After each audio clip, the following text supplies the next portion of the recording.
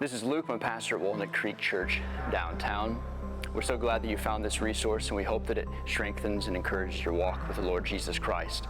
But we do want to remind you, this is not to take place of gathering with God's people on Sunday morning. It is just a resource. And so if you don't have a home church, we'd love to invite you to Walnut Creek Church downtown. You can find more information about the church in the description, as well as our other locations in the Des Moines area. And if you're not in the Des Moines area, we'd encourage you to find a gospel preaching church. Again, we hope that you are strengthened and encouraged in your walk with the Lord Jesus Christ as you listen to this message. The word love is a great word. But since we only have one word for love in English, it gets used in many different ways. I was thinking about how I used the word love this past week, and I said this week that I love my wife, I love my kids, I love carrots, and I love grapefruit, and the list goes on and on and on and on. And we understand the relative difference between saying I love my wife and I love carrots, but we use the same word. We use the same word, but in Greek there are 4 words for love. Now, the first word is eros, which means romantic love or passionate love. It's where we get the word erotic. And then you have philia. This is love between friends. This is the love of friendship. And then you have storge. This is family love. This typically speaks of the love that parents have for their children. And then you have the highest form of love, which is agape love. This is unconditional love. This is self-sacrificing love. This is the love of the will. This is a commitment to another person, to pursue the highest good of another. And all throughout the book of Romans, Paul has shown us the agape love of God. We could look at many references throughout the first 11 chapters, but one of them is in Romans chapter 5, verse 8, where Paul says, "But God demonstrates his agape love for us, and that while we were still sinners, Christ died for us." And for the first time in Romans, the book of Romans, in Romans 12, verse 9, Paul says that the agape love that you have received from God, you are now to give to others. That the Christian life is a life where we receive the love of God and then we give that love to other people. That love is to govern the Christian life. John chapter 13, verse 35, Jesus says, "By this all men will know that you are my disciples." Why? How will the world know that we are Christians? Is it by our knowledge, by our wisdom, by our power, by our wealth? No, none of those things. The mark that we belong to Christ is our love for one another. And that little phrase, "for one another," is an important phrase because this is not a general call to be more loving. This is not a generic love. But what we're going to see in Romans chapter 12 and what Jesus is talking about in John chapter 13 is love for one another, for other Christians. The whole world says that you should love people. Love is a good thing, but the whole world does not say that you should love the church. See, the mark, one of the defining marks of a Christian is that you love the people of God. You love other believers. But what does this life of love look like? What is love inside of a local church supposed to look like?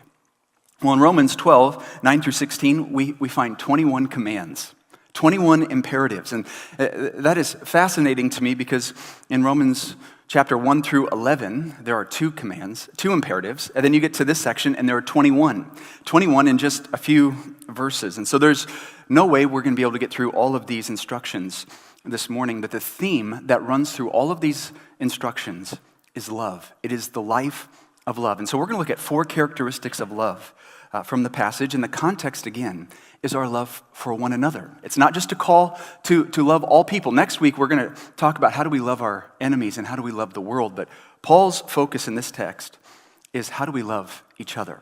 And so the whole sermon is designed to be practical application for our lives. So here we go. Characteristic number 1, love must be sincere. Love must be sincere, verse 9.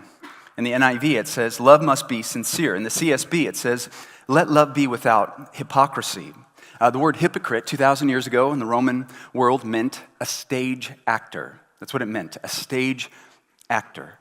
It's someone who wears different masks in a performance, in a play, because they're playing different characters, so they have different masks, and they put different masks on depending on the character they are playing. This is a theater word. And so when Paul says that love must be without hypocrisy, he means the church is not a stage. It's not theater. It's not a game. It's not a performance. that we are to love one another from the heart. We aren't putting on a show. And this is challenging because most of us learn how to present ourselves.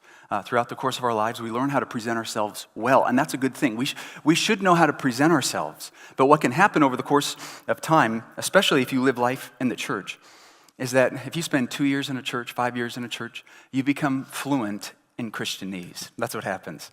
You learn the culture, you learn the lingo, and you learn how to put a Christian veneer on your life, a Christian mask. So where you are a Christian on the outside, but on the inside something else is happening. This is a very common experience. I know I have grown up in the church, and I know how to play the church game pretty well. I know the lingo. I know the language. I know the culture. And if you're not careful, what can happen is that you learn how to live your life wearing a mask, the Christian mask. And see, this is very common in the church for our relationships to be theater, to be a play, to wear a mask. And the ultimate sign of this is Judas. I was thinking about Judas this week, and remember when he's talking to the Jewish leaders, and he says to the Jewish leaders, he says, the one that I kiss, he's the one. He's the one. Go after him. And so Judas walks up to Jesus. Jesus is in the Garden of Gethsemane, hours before the cross. And Judas walks up to him with a smile on his face, and he calls him rabbi. He calls him master, teacher. He gives him a hug, and he kisses him. And Jesus says, Judas, is it with a kiss that you betray the Son of Man? And so you see on the outside, it's right for our lips to call Jesus master. It's right to call him teacher. That's good, and that is true. If I was with Jesus, I would want to hug him too. I would love to give him a kiss on the cheek. And so those actions are right, but we know that what was happening in Judas's heart was not love. It was murder. It was envy. It was greed. It was the Christian veneer, but on the inside, his heart was filled with dead men's bones. And so Paul says, our love for one another, it can't just be a mask. It can't be a performance. It needs to come from our heart, that we are to love one another from the heart, which leads to characteristic number 2, that love requires hate. Love requires hate. Now, this is a wild thought, especially for our culture, that love requires hate. The flow of verse 9 is incredible. I mean, look at the flow of verse 9. Love must be sincere. Okay, what's the next word? You're right in verse 9. Love must be sincere, period. What's the next word? What is it? Hate. What? Love must be sincere. Okay, Paul, what do I do? He says, hate. Hate. Hate people? No.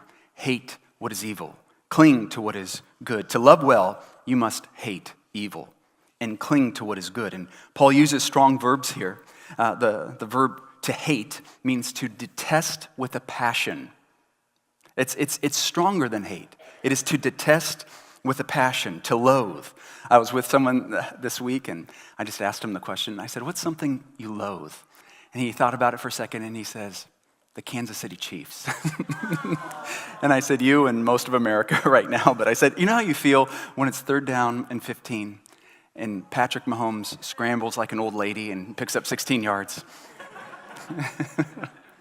That's how you should feel about sin. That's how you should feel towards evil. You should loathe it. This means you're not indifferent. You are not indifferent to evil.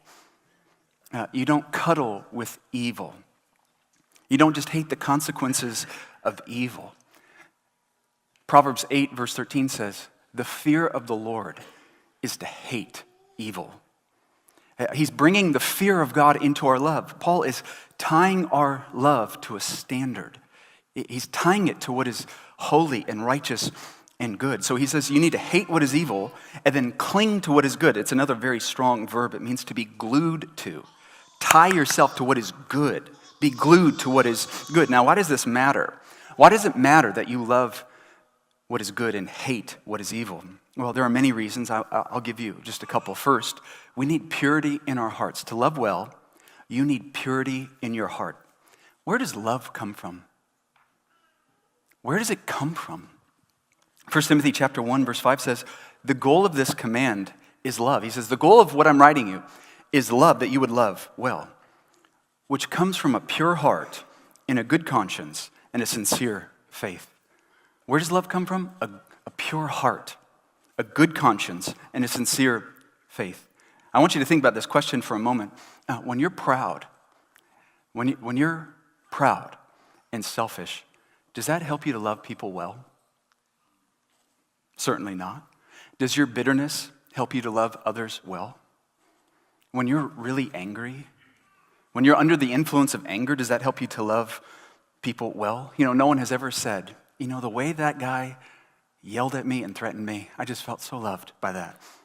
No one ever says that. What about greed? When you're given over to greed or lust, what happens when your heart is filled with lust? Are you going to love people really well? Certainly not.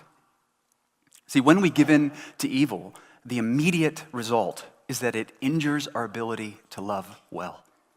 When your heart is filled up with your sin, and not all the sins, Paul doesn't say hate some sin, he says hate evil. And we don't love all sin, we just love certain sins. We love certain evils in our lives. But when we hang on to those evils, when we hang on to our lust or our pride or our selfishness, we don't love well. When we do not hate evil, we do not love well. It injures our ability to love, and this is what produces a hypocritical love, a two-faced love. Why is there such a thing as fake love? It's because we don't hate evil in our heart, but we need to project or present or perform Christianity. And so there's this discontinuity in our soul. And when we hold on to evil, it injures our conscience. It hurts our conscience, and it damages our faith. And so if we're going to love well in our souls, we got to hate evil. And so the first application of hating evil is not when we see evil in other people, we go up to them and say, I hate that in you. That's not it. You can try it. Won't go well. But that's not what Paul's talking about. The first application is hate evil in you and love what is good. Love what is good. Another reason it's important that we hate evil and cling to what is good is that we need goals in our relationships. We need goals in our relationships. See, our culture pretends that love is blind, that there are no standards, that love is a judgment-free zone. I don't know if you've heard that term before, but Planet Fitness, they're all over the place. I work out at Planet Fitness, but if you go to Planet Fitness, you see all over the place, judgment-free zone. This is a judgment-free zone. Judgment-free zone. And if you read about it, they have that tagline because they want to promote love and inclusion. But if you pay attention to the gym, you'll see that they have what's called a lunk alarm. Have you heard of this? A lunk alarm. This is from their website. It says Planet Fitness lunk alarm is a loud siren that draws attention and pauses workouts. The alarm also alerts gym managers to the lunk. So what's a lunk? When a person grunts or drops weights, it draws unwanted attention, and the lunk alarm will sound, and the club manager will intervene. The manager will take the lunk behind the gym and give him 40 lashes minus one. I just added that last sentence, but that's what it feels like. It's a judgment-free zone except for the lunks. So no grunting there. Don't drop the weights. Just to be honest, sometimes I do grunt randomly at Planet Fitness. I just see what happens, but nothing happens. But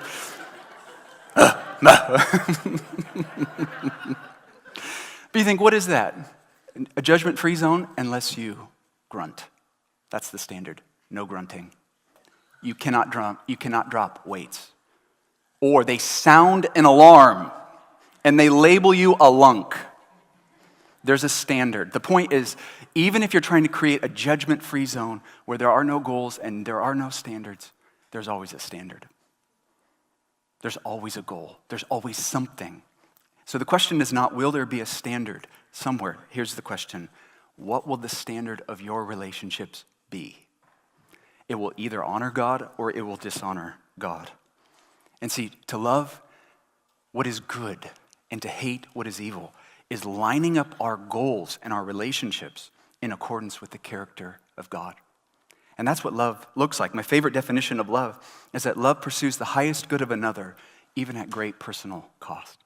So what we're saying in our relationships is, I love you, which means I am pursuing your highest good, even at great personal cost. And see, when we love people that way, we tend to draw out the best in others. We tend to spur one another on towards love and good deeds. We want to stimulate one another. Now, certainly, how does this apply? It requires much wisdom. It requires understanding. We are to be so patient with one another, but sometimes love looks like saying to a brother or sister, hey, you seem too comfortable with your sin. See, in our culture, that's judgment, hatred, and it could come from a hateful heart. But see, love has standards where we say, no, we're in this together. We want to honor Christ. We want to obey Christ. We want to trust Christ. We want Christ to be honored and exalted in our lives. And so, brother or sister, trust the Lord. Obey the Lord. Again, that requires patience and wisdom and understanding. But see, there will be some standard that you have. We need standards. We need goals in our relationships. And those goals are to hate what is evil and love what is good. It is to honor God. Characteristic number 3 is that love must be loyal. Love must be loyal. Romans 12:10 says, be devoted to one another in love. Now, in this little phrase, Paul uses 2 family words. There are 2 family words to describe our relationships with one another. And this is important because the idea of the church being our family, it runs through the entire New Testament. Do you remember Matthew chapter 12 when Jesus is with his disciples and his mom and his siblings show up and they're like, hey, they want to come see you. Your mother is here. Your siblings are here. And Jesus says, who is my mother? Who are my brothers? My mother and my brothers are those who do the will of God. And so Jesus is saying that among the people of God that there is to be a loyalty that ties us together, that because of what Christ has done, we are really brothers and sisters. We are family. And those family ties run deep. They run deep down to the very bottom. They're the most basic relationships that we are to have. And he says, be devoted to one another in brotherly love. And the first family word is behind be devoted. It's philostorgos, from the word storge. Do you remember that third love that we mentioned? It speaks of the natural affection and loyalty that parents have for their kids. You don't have to be a Christian to love your kids. You don't have to be a Christian to be loyal to your kids. Have you ever seen those Mama Bear t-shirts? Have you seen those before? I think those shirts are great. They're very thoughtful t-shirts. Those t-shirts give women a chance to warn everyone that if you mess with my kid, I'll rip your head off like a wild animal or whatever it is. You're just warning everyone. And you see the natural instinct inside of moms and dads to be loyal to their children, to take care of their kids. And Paul says this, he uses that same concept and he says to all of you and to me, to us, be devoted to one another. That we are to be devoted to one another in love. That we are to be devoted to one another in love. What a standard. You know, David says in Psalm 16:3, he says, as for the saints who are on the earth, the saints, the holy ones, the people of God, as for the people of God, how did David think about them? They are the majestic ones in whom is all my delight. They are the majestic ones in whom is all my delight. I love them. And you could respond to David by saying, David, don't you know that these people are all messed up? David would say, I know. But I love them. I delight in them. They are the majestic ones. And this is the way that we are to be towards one another. That you are the majestic ones. In you is my delight. We delight in one another. And this is such a powerful example to the world about what loving relationships look like. And so as parents, you know that your kids have problems, but you're loyal to them. You love them. You're devoted to them. And so he uses that word, be devoted. Philostorgos. And then he uses another word, Philadelphia, brotherly love. Be devoted to one another in brotherly love. be devoted to one another in brotherly love. That there ought to be a loyalty to one another. That we are not just a random gathering of people, but we are a family. The church is called the household of God. And so that means when we come to church and we come to worship the Lord, and when we go to Bible study, and when we're serving, and when we see each other in public, we ought to have a family love, a family loyalty to one another. It means that when life goes south, when life moves in a direction you don't want it to go, when life gets difficult, we aren't to pull back, but we should lean in with each other. We should help one another. And this is something that I think by God's grace, I think we do a pretty good job of. But Paul says, he says, just as I have instructed you to love one another, do so all the more. 1 Thessalonians chapter 4. Just as I have instructed you to love one another, I instruct you, do so all the more. And that we are to love one another and be devoted to one another. We are to be loyal to one another. The fourth characteristic is that love eagerly honors others. Love eagerly honors others. The CSB says in verse 10, love one another deeply as brothers and sisters. Take the lead in honoring one another. Love one another deeply as brothers and sisters. Take the lead in honoring one another. The ESV says, love one another with brotherly affection. Outdo one another in showing honor. The NLT says, love each other with genuine affection and take delight in honoring each other. Take delight in showing honor or honoring other people.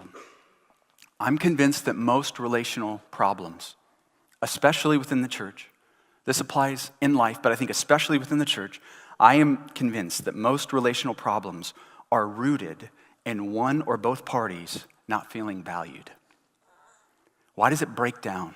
Why does it turn ugly? It's because one or both parties feel dishonored. You don't feel valued. You don't feel appreciated. You feel disrespected. And so Paul says, listen, in the church, honor each other, value each other, appreciate each other. The ESV says, outdo one another in showing honor. He says, I know you're going to compete. So if you're going to compete in showing honor. Why don't we honor each other? Because naturally we're competitive. And if I honor you, I'm putting you above me. And I don't like that. I want to be above you. I want to be above you. And see, competition, it ruins love. Competition is what causes relationships to fracture. Competition, there's a place for competition in sports. There's something good and right about that. But I'm not talking about competition on a football field or a basketball court. I'm talking about competition in our relationships. That there really is no place for competition among one another. That's not one of the commands. Compete with one another. It's not what it is. And we don't compete in every area of life, but you're going to compete in some areas. Naturally, your heart will compete in some areas. Who has the best kids? Don't you think about that? How do my kids compare to others? Who has a better job? Who has a better marriage? Who knows cooler people? Who has a better house? Who has more honor in the church? The list just goes on and on and on and on and on. And so we compare and so we compete. And it makes it so difficult for us to honor one another.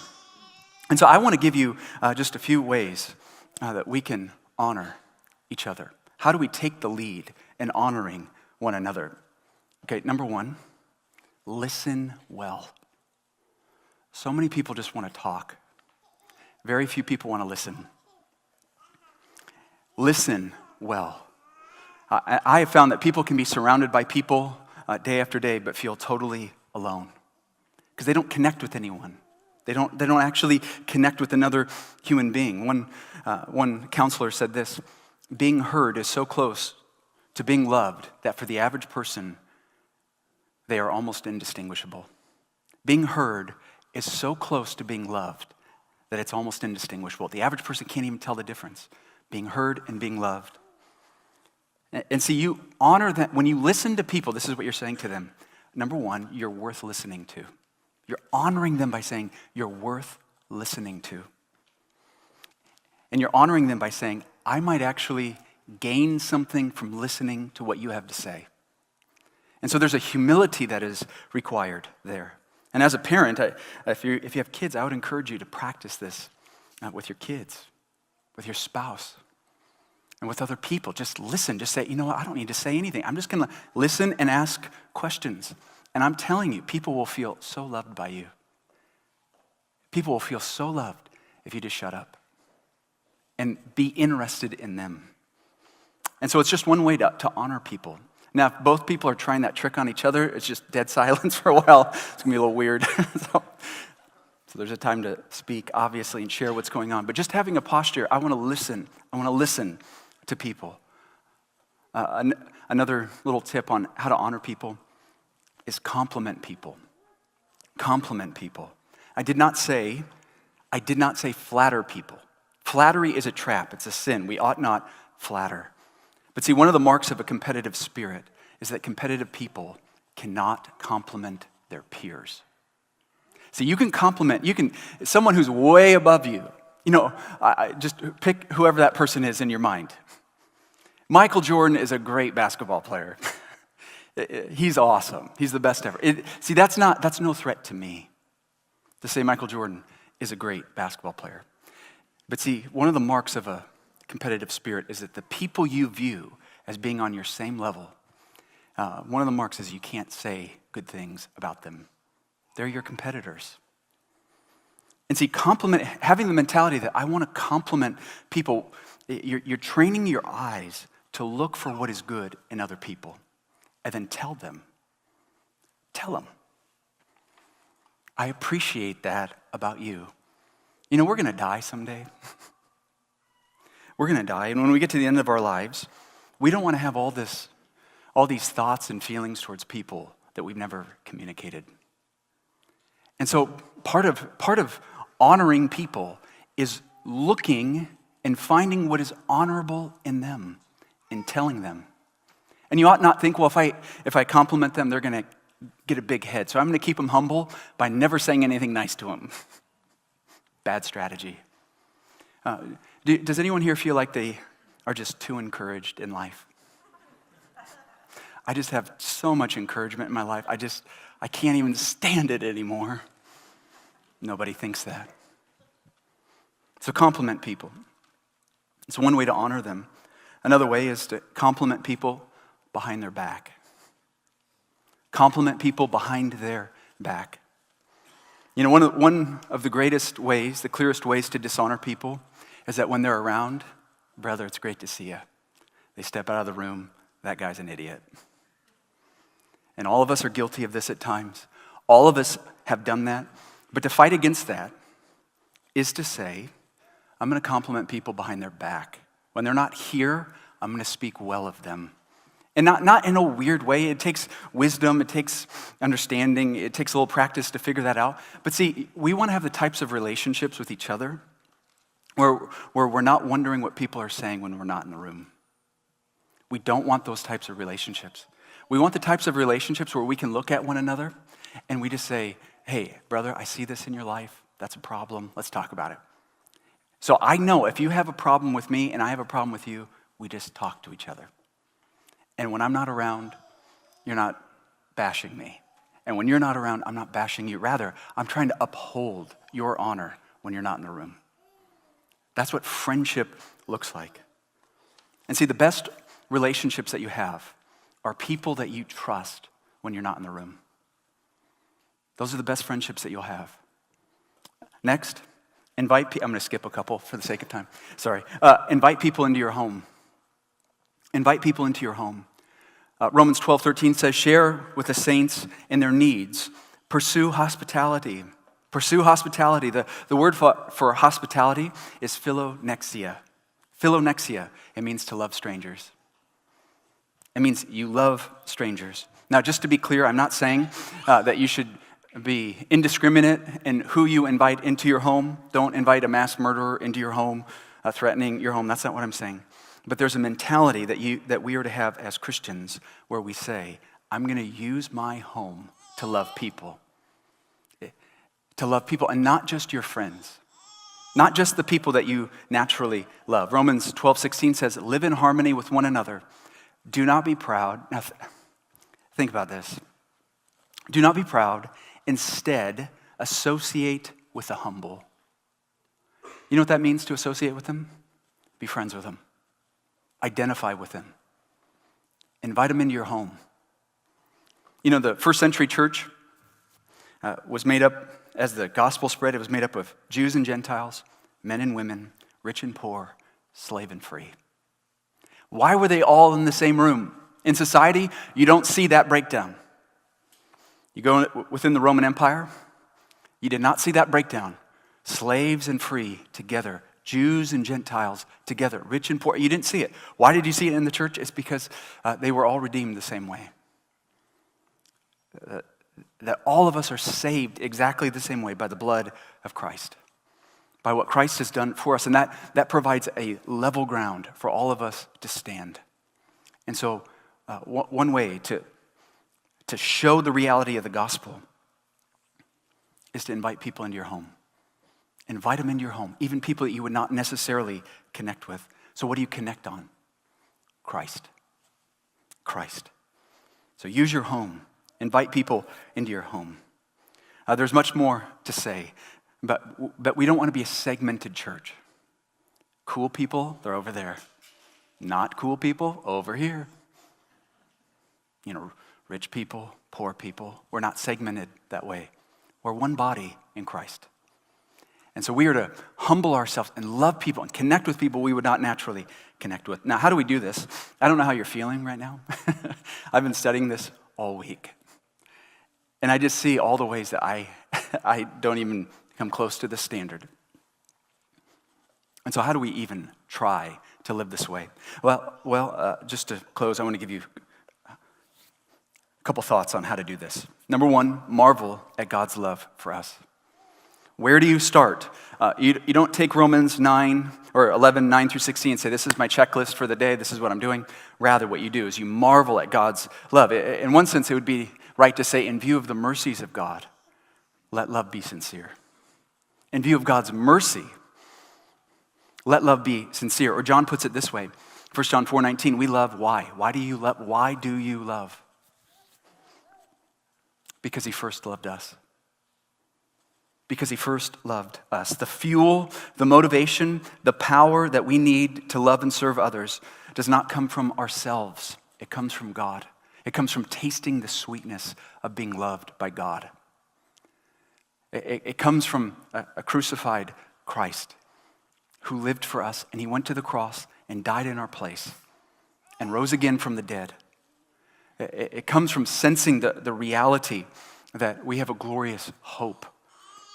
That one day we will be with the Lord in the new heavens and the new earth forever and ever and ever and ever. And to the degree that we value and appreciate our forgiveness, to that degree we will love. And so the mark, or the motivation I should say, for our love, the motivation, it always has to come back to what Christ has done for us. And so marvel, just marvel, look at what Christ has done for you. Marvel at his goodness to you, his grace to you. That's the fuel, the power that we need to even try to live this way. Number two is connect serving Christ with loving his body. I would say this has been one of the most helpful truths that I have understood over the course of my life. This is one of the most helpful truths, and I'm telling you, if you can make this connection in your brain, it will change your whole life. You'll be a different person for the rest of your life. Unhealthy churches don't have this connection in their brain. This is the connection. Connect serving Christ with loving his body, Matthew 25:40. And the king, this is the end of the Matthew 25 parable, but it says, the king will answer him, truly I tell you, whatever you did for one of the least of these brothers and sisters of mine, you did for me. You did it for me. See, your attitude, the way you treat the body of Christ is how you treat Christ. That's how you treat Christ. your attitude. So it's not even first and foremost about the person in front of you. Because see, this is what happens. We look at the people in front of us and we see problems. And we say, I like that, I don't like that. This person's smart, this person's blah, blah, blah. Well, I like this, they're funny, they're cool, I feel better when I'm around them. And we look at the person and then we evaluate, do I want to engage with them based on the person? And when we think that way, we are thinking in the flesh. We are not thinking according to God's Spirit. Jesus says, whatever you do to the least of these brothers and sisters of mine, you're doing it to me. To me. And so our opportunity to love and worship Christ, so much of it comes down to, how will you treat each other? And there have been so many times, and I have failed in this many times, but so many times throughout my life where I've just said, I'm in a situation, and maybe this person is unkind. This person is out of line. And that truth comes into my brain by God's grace, and I remember, oh no, this is about honoring Jesus. Whatever I do to them, I'm doing to him. So if he's worthy, if he's valuable, then I must love them.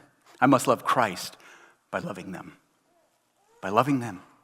And we got to make that connection. John says, 1 John 4:20, for whoever does not love their brother and sister whom they have seen cannot love God, whom they have not seen. So you say, oh, I love God, but you despise your brother. You don't love God. That's what John's saying. What we do to the least, within the body, not out in the world, in the church, our attitude towards one another, this is all about the worship of Jesus. And there is a scary reality here, and there's also this huge opportunity. Because my heart, and I know like my heart, just like your heart, wants to worship Christ. Isn't there something inside of you that says, I just want to honor God? How do you do it? Love each other. Be devoted to one another. Listen well to each other. It's one of the ways we wash the feet of Christ. It's one of the ways we serve him, by serving each other. Hebrews 6:10 says, for God is not unjust. He will not forget your work and the love you demonstrated for his name. How did you work for him and demonstrate your love for him? By serving the saints. And by continuing to serve them. So day by day, God wants us to love him, to love each other. And in the process, God is honored. We're built up in the faith. And our message, the message of the gospel, becomes compelling to the world. Let's go ahead and pray. Father, we thank you